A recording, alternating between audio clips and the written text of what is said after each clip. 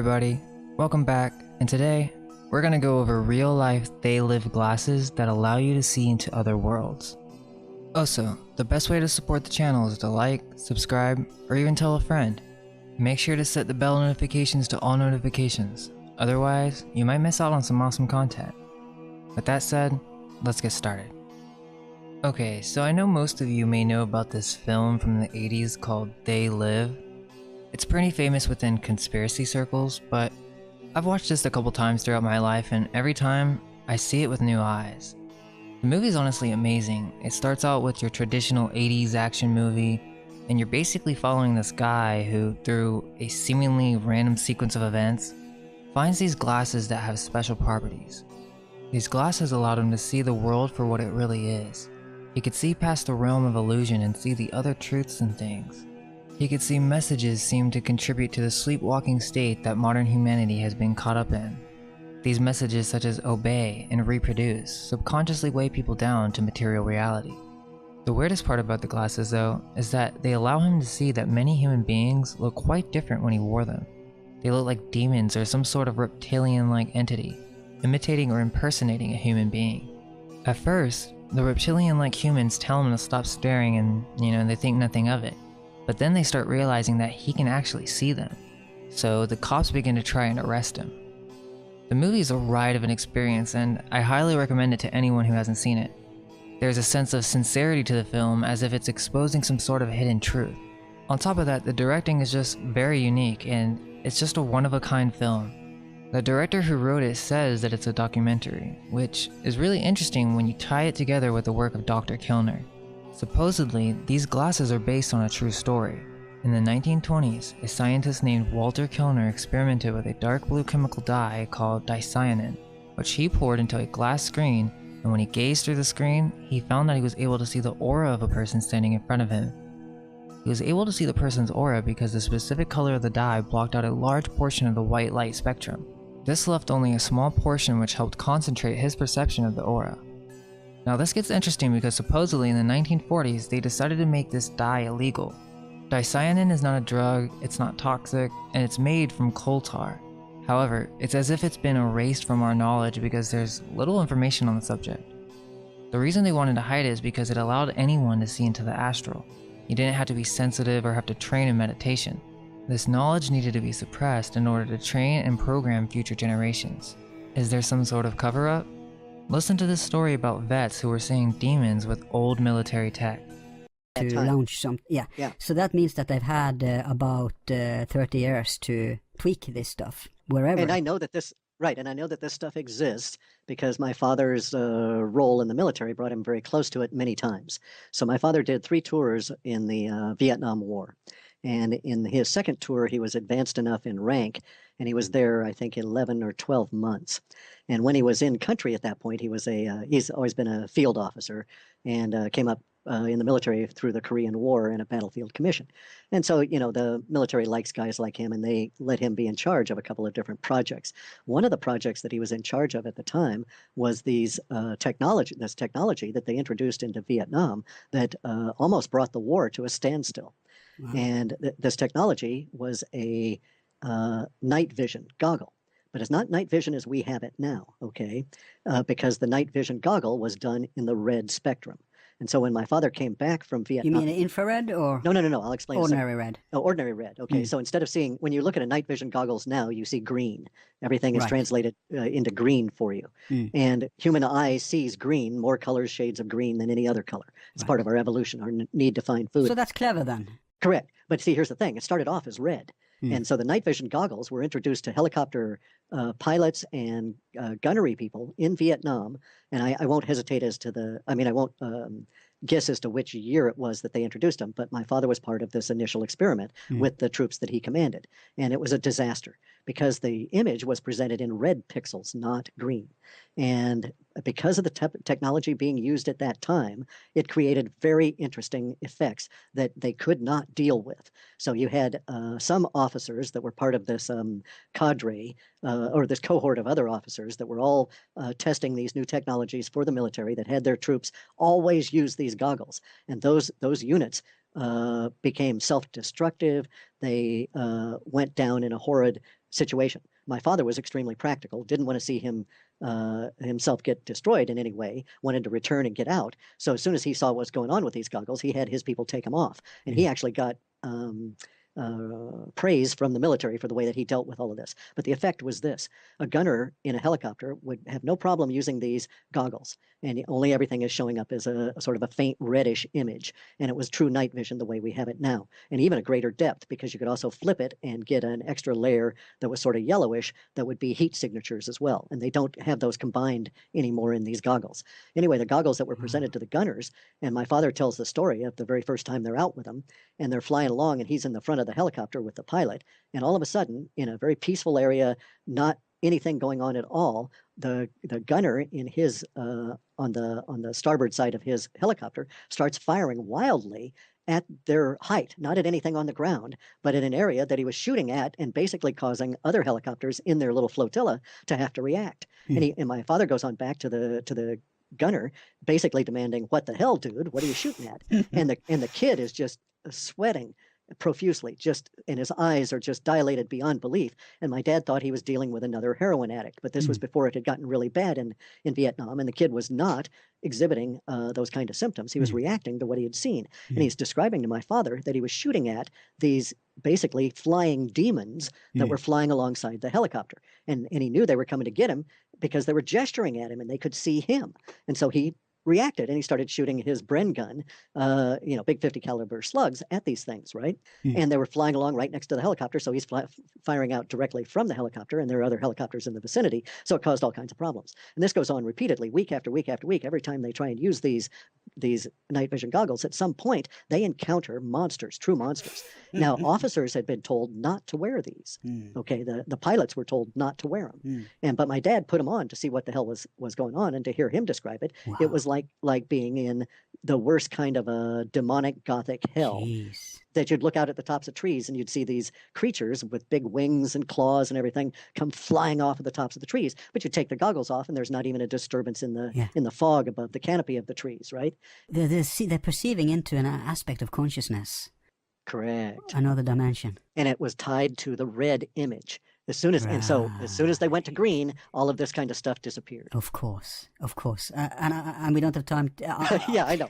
Me studying Pythagoreanism and vibrations, we could speak a lot about this, but let's not even go there. But one question: are these connected to the modern night vision goggles people used to see UFOs? Correct. Third generation or whatever they're called. Is this the same technology? It's the same technology. It's just that the translation is done through a different phase alignment, and we're not seeing everything that the goggles could show you. And they don't connect it to heat signatures either, right? Organic. They don't do that, and then they also don't do it with a red display. Now, the red aspect of it is interesting because the green display comes from electrons, not photons, okay? And it comes from an electron transmission. Presumably, they were still doing electron transmission. They were just turning it into a red filter. John Walter Kilner worked as a medical electrician at St. Thomas Hospital, London from 1879 to 1893. As you could probably guess from the term medical electrician, he specialized in electrotherapy. He was an MD, BA, and an MB. Kilner attended Cambridge University in England, and by 1833 he was a member of the Royal College of Physicians. His writings covered a wide variety of topics, but the one we're focusing on today is his book, The Human Atmosphere. This book suggests that there is an aura or colorful fringe or outline on each human, and that the color of that fringe can help indicate the mood or wellness of the subject.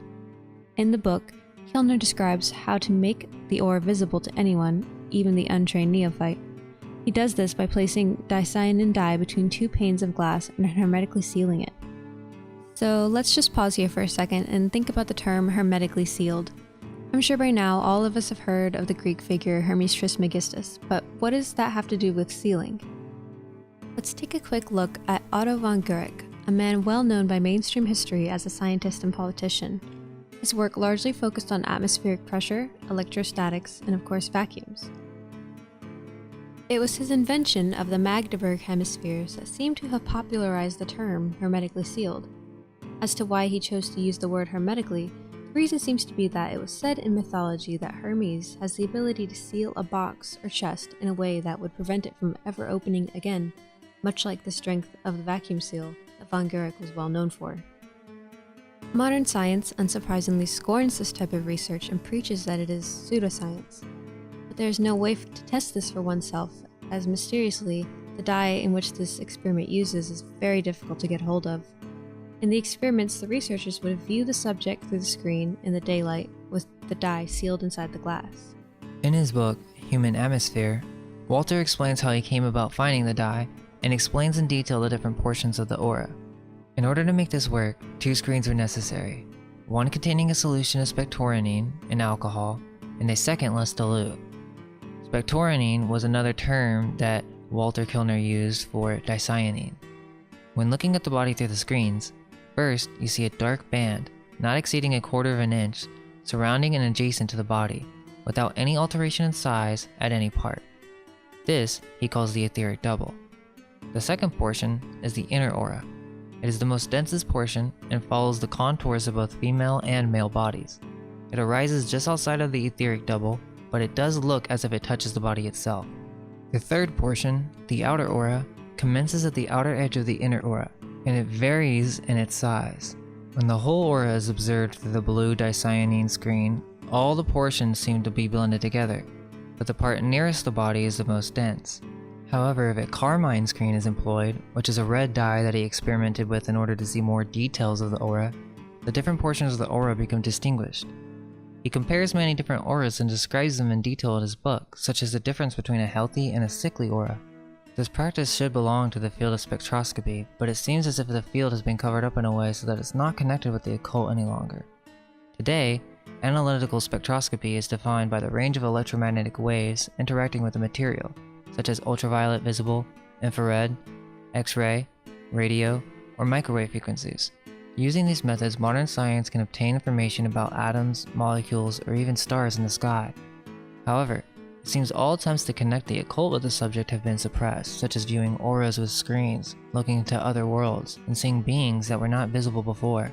This goes back to Baron von Reichenbach in the 1800s. He was a German astronomical instrument maker who claimed to see auras around the poles of magnets and around human hands. He is the one who discovered paraffin and other coal tar products in the 1830s. Between 1835 and 1860, he also published a long series of scientific papers on meteorites.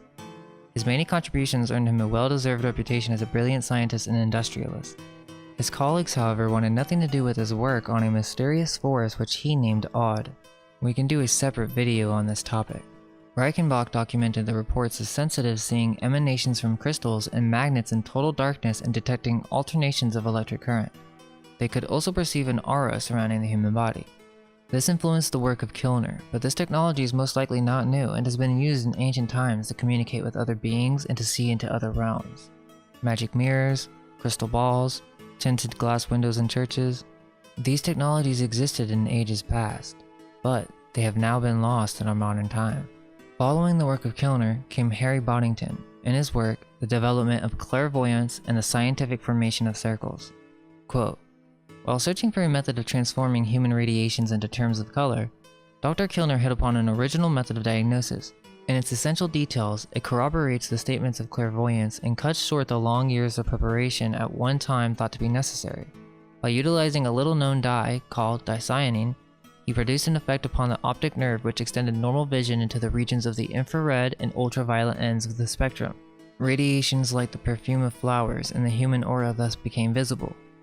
Following his lines of research, I made an apparatus which obviated much of the expense and all the drawbacks of Kilner's original screen. This was registered under the name of Aurospecs. Thus, Kilner opened an avenue to psychic science, although he never personally saw beyond the etheric body. The avenue is led by the most direct route to second sight and has been adopted by spiritualists as the safest and most certain method of development. Watching the aura was found to develop impressionalism of a high order. Many of these impressions being far beyond the capacity of the recipient compel scientists to speculate upon the possibilities of a world of consciousness external to the brain of experimentalists. That the mist and the screens themselves are but a means to an end is proved by the resultant second sight becoming habitual. With steady regular practice, the mind automatically focuses the eye just as normal sight does for near or distant views. Nearly everybody is able to see the vague shadowy lines of forest termed aura after using Kilner's screen with correct lighting. I have publicly demonstrated that about 80% easily register the first stages of auric sight. Density and color become apparent to a few at once, but the majority merely see a gray or black shadow extending from one hand to another. Everyone regards it as an optical illusion, until they find that the lines of force can be stretched in every direction. Figures 1 and 2 explain what is seen. An optical illusion always retains the same shape and form. The aura will be found to change its shape and color in accordance with mental qualities and health or disease. The fortunate few travel onwards from this point to clairvoyance of an exceptional character." End quote.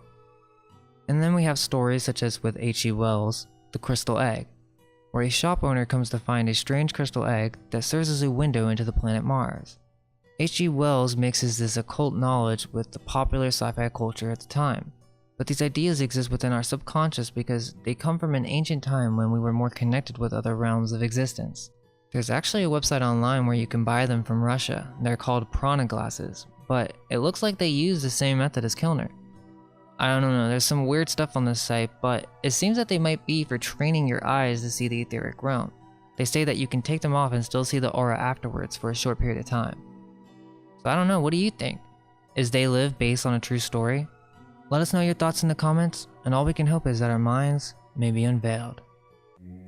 Let go of everything you think to be true. Relax the mind and ask the question, do I truly understand what this reality is?